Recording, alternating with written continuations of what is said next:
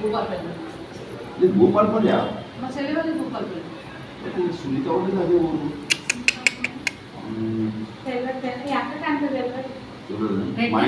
మా ఇంటి ఎదురునే ఉంటారు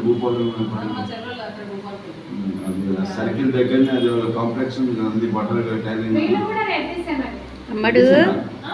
అయితే వీళ్ళండి బొమ్మ ఇంటి పేరు వాళ్ళది బొమ్మ మహేందర్ రెడ్డి అని ఇంటి పేరు బొమ్మ వాళ్ళ అంటే మహేందర్ రెడ్డికి అత్తగారు ఊరు భూపాలపల్లి.